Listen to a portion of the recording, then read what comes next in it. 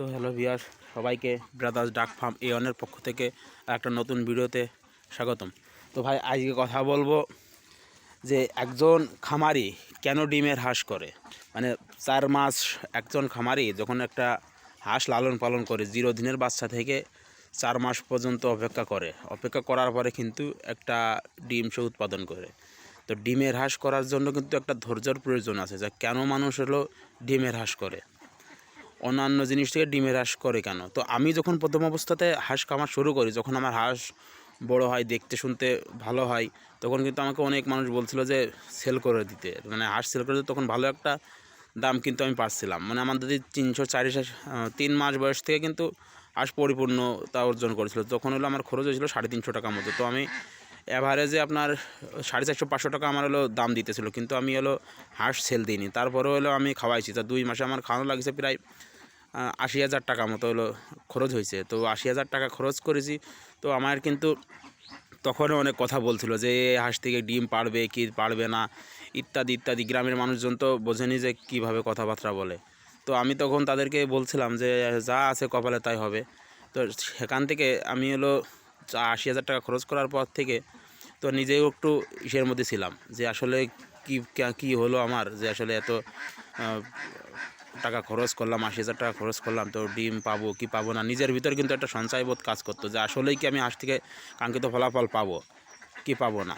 তো আস্তে আস্তে যখন 2-4টে করে ডিম আসে, তখন কিন্তু আমি হলো আরও ভয় বেশি পাচ্ছিলাম যে ডিম তো বাড়ে না। আসলে আমি বুঝতাম না তখন যে আসলে কী খাবার দিব আর কি দেখি করব, মানে উপযুক্তের খাবার কি। আমি তখন হলো ধান কুড়ামুড়া ইত্যাদি এগুলো হলো খাওয়াতাম। তো 20টে পারে 30টে পারে আবার কমে যায়, মানে আমি পুরাই কিন্তু হতাশ। মানে আমি হলো খুবই কষ্টের ভিতরে আমার দিন পার করতেছিলাম, মানে খুব টেনশন করতেছিলাম যে আসলে আমি কি হবে। আমার প্রায় ধরেন 1 লক্ষ টাকার মতো হলো খরচ হয়ে গেছে, মানে 2 মাসে এতদিন যা খরচ হয়েছে। মানে প্রথম 2 মাসে, 1 মাস 2 মাসে তো খরচ সেমন একটা হয় না। তো পরের মাসের থেকে কিন্তু আমার মাথায় হাত যে আমি কি করব। আসলে আমার হাঁস থেকে আমি আসলে কাঙ্ক্ষিত ফলাফল পাচ্ছি না, মানে হাঁসের ডিম কমতেছে বাড়তেছে। আমি তো খুবই একটা টেনশনের ভিতর থেকে, তারপরে হলো বাড়ির প্রেশার যে আসলে আমি চাকরি বাকরি ছেড়ে দিয়ে এসে হাঁস খামার করছি। মানে আমার সঙ্গে আরও একটা আমার ছোটো ভাই আছে, ও কাজ কাম বাদ দিয়ে আমার সাথে থাকে। আমরা মানে আমাদের এটা হলো শেয়ারের ব্যবসা। তো আমরা 2 ভাই একসঙ্গে হলো করি। তো যারা যে ভিডিওতে দেখেন হলো রতন, ঠিক আছে। তো ও হলো আমার ছোটো ভাই। তো আমরা 2 ভাই একসঙ্গে করি। তো 2 জনের ভিতরে খুব প্রেশার। তো আমার একদিন এসে বলতেছে, দাদা যে কি করা যায় কও তো, যে হাঁস কি বেঁচে ফেলবো কি ইত্যাদি না কি। তো আমি ওরে বুঝালাম যে ভাইটি লস তো হয়েছেই, তো হাঁস দেখি আর 2-1 মাস পুষি, তারপরে দেওয়া বেশ সেল দিলে দেবো, না হলে যা কপাল আছে তাই হবে, মানে লস তো হয়েছেই। তো 2 মাস যে আমার ধরেন আমাদের 1 লাখ টাকা মতো হলো প্রায় হলো লস হয়। মানে লস বলতে আমার তাকে হলো খাওয়ালে তো আসলে লস না। তো পরে আমি একটা উপযুক্ত হলো খাবার পাচ্ছিলাম না যে আসলে কী খাবার আমি দিব। তো পরে একজনের পরামর্শ নিলাম। পরামর্শ নিয়ে আসলে আমি অনেক মানুষের সঙ্গে কথা বলছি। এই আমাদের মতো যারা ভিডিও করে আমি তাদের কাছে ফোন দিছি, তাদের কাছ থেকে অভিজ্ঞতা নিয়েছি, তাদের কথা শুনছি।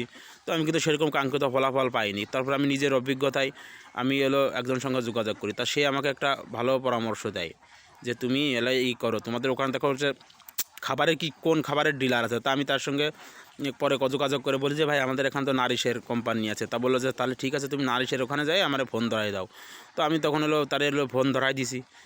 সেই দাদা আমাকে বলছে যে যে তুমি হলো নারিশের লেয়ার অন ফিড আছে নাকি দেখো। তা তখন আমি ফিডের দোকানে গেছি। তো তখন সে বললো যে না, নারিশের লেয়ার অন ফিড নাই, তবে এনে দিতে পারবো। তো তখন আমার কাছ থেকে হলো প্রায় 2900 টাকা করে বস্তা নিত। মানে নতুন অবস্থাতে মানুষ দেখেন আসলে মানুষ কীভাবে এলো মানুষের সঙ্গে আসলে প্রতারণা করে। তো আমি গেছি, 2900 টাকা নিয়েছে। আমি তো আর আসলে জানি না যে আসলে এর দাম কয় টাকা, মোর বডি রেট যা দিয়ে আছে সেইভাবেই নিতে যায়। তারপর আস্তে আস্তে নিতে তার সঙ্গে একটা ভালো সম্পর্ক আছে, এখন 2800 টাকা করে বস্তা নেয়।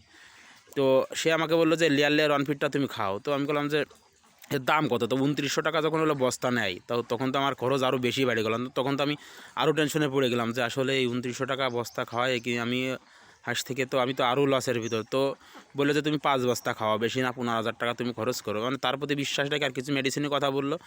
সেই কথা শোনার পরে আমি হলো জাস্ট হলো সেগুলো হলো খালাম। তো এই দেখেন লেয়ার অনফিটটা বলতে এই দেখেন লেয়ার অনফিট, মানে ওই যে বস্তা, ওই যে লেয়ার অনফিটের বস্তা। তো তার কথা মতো আমি লেয়ার অনফিটটা খাওয়াই। তো লেয়ার অনফিট খাওয়ানোর পরে তো সেরকম কিন্তু ডিমে আসে না।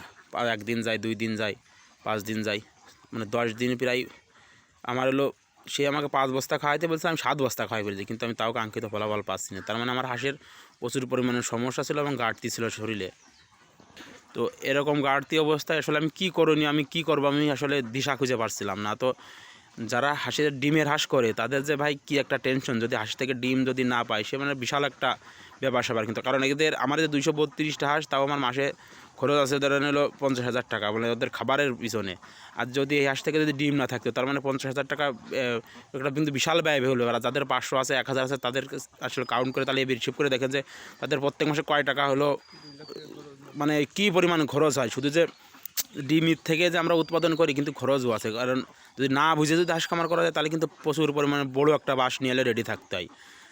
তো এরপরে আমি কি করব, তো আসল কথায় আসি।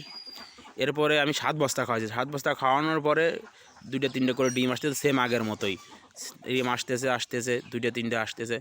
পরে যখন আমি 8 বস্তা রানিং চলে, আমার 8 বস্তার থেকে আমার 20-30টে ডিম বাড়তেছে আস্তে আস্তে বাড়তে মেডিসিনটা দিয়েছেন, আমি কিন্তু সব নিয়মিত করতে থাকি। তো এর ভিতর হঠাৎ আর একটা সমস্যা হলো কি, আমার হাঁসের হলো ঠান্ডা লেগে গেলো। এখন আমি তো ঠান্ডা সম্পর্কে আমার ধারণা আছে, তখন আমি কি করব, মানে তখন আবার হলো ডিম কমছে। তো এখন আমি তো আর এক টেনশনে পড়ে গেলাম যে ডিম বাড়লো, আবার হলো ঠান্ডা লেগে গেলো। মানে এই জায়গায় কুয়াশা, প্রচুর পরিমাণে কুয়াশা পড়ছিল, যার জন্য হাঁসের হলো ঠান্ডা লেগে গেলো। তো আমার হাঁসের হলো তখন ঠান্ডা লাগলো, ঠান্ডা লাগার পরে আমি হলো ডক্সিবেটটা করি। ডক্সিবেটটা 3 দিন করার পর আমার হাঁস সুস্থ হয়। তো সুস্থ হওয়ার পর থেকে হলো আবার হলো ডিমে আসা শুরু করলো। তো তার মধ্যে অলরেডি কিন্তু আমার 10 বস্তা প্রায় হলো আমার 25-30 হাজার টাকা কিন্তু খরচ হয়ে গেছে। মানে 25-30 হাজার টাকা খরচ হয়ে যাওয়া মানে কিন্তু আর একটা রিস্ক। তখন আমি আস্তে আস্তে আমার ডিম উঠতে লাগলো। তো 10 বস্তা মতো আমি যখন খাওয়াই, তো 10 বস্তা মতো যখন আমি খাওয়াই, 10 বস্তার পর থেকে 10 বস্তার পর থেকেই যে আমার ডিম দেখেন, পুরো অবাক হয়ে যাবেন। দেখেন 10 বস্তার পর থেকে যে টানা আমি যে এখন প্রায় 5 মাস, প্রায় 5 মাস হলো রানিং ডিম পাইতেছি 180, 85 এরকম করে 90, মানে 80-85% আমি কিন্তু ডিম পাইতেছি। তো তখন হলো আমার টেনশন মুক্ত হয়। তো ভাই যদি না বুঝে যদি আপনি হাঁসকে ভুল খাবার দেন, আমি কিন্তু আমার প্রত্যেকটা ভিডিওতে বলি, যদি হাঁসকে আপনি ভুল খাবার দেন তাহলে কিন্তু আপনি প্রচুর পরিমাণে ধরা খাবেন। তো হাঁসকে সুষম খাবার দিবেন, মানে যে কোম্পানির হোক, যে কোনো একটা ভালো খাবার দিবেন। তো আমি দেখাচ্ছি, দেখেন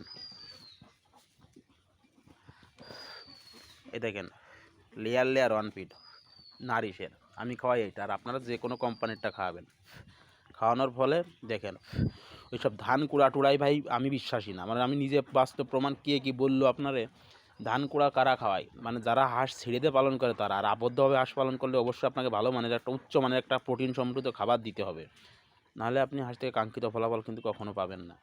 তো দেখেন আমার খাবার দিয়ে আছে আনলিমিটেড। তো আশা করি আপনারা বিষয়টা বুঝতে পারছেন যে আসলে ডিমের হাঁসের জন্য আসলে কী পরিমাণ খাবার দিতে হয় আর কী খরচ বৃত্তান্ত। আপনাদের দুঃখের সব কিছু আমি বললাম। তারপরে আমার যে সফলতা, আমি এখন আমার পার ডে ইনকাম আছে প্রায় 1500-1600 টাকা। তো ভাই ভিডিও আর লম্বা করবো না, তারপরে থেকে আমার আর আপনাদের দোয়া এবং ভালোবাসায় আর কোনো সমস্যা আমার হয় নাই। তো ভালো মানের একটা, আমি বারবারই বলছি, ভালো মানের একটা খাবার দিবেন। হাঁসগুলোই দেখেন সুন্দরভাবে এখানে খাবার দিয়ে আছে, এরকম পড়েই থাকবে খাবার, ওদের যখন যা ইচ্ছা আনলিমিটেড খাবার দিবেন। খাবার একটা মিনিমাম একটা জিনিসটা বুঝবেন, 180-15 কেজি খাবার লাগে আপনার। তো 120-30 গ্রাম থেকে 140 গ্রাম, 150 গ্রাম খাবার ওরা খাইতে পারে না, আমি সেটার বাস্তব প্রমাণ। তো আপনারা আর আশা করি সব বুঝতে পারছেন, ভিডিও আর লম্বা করব না। তো সবাই ভালো থাকবেন এবং আমার জন্য দোয়া করবেন।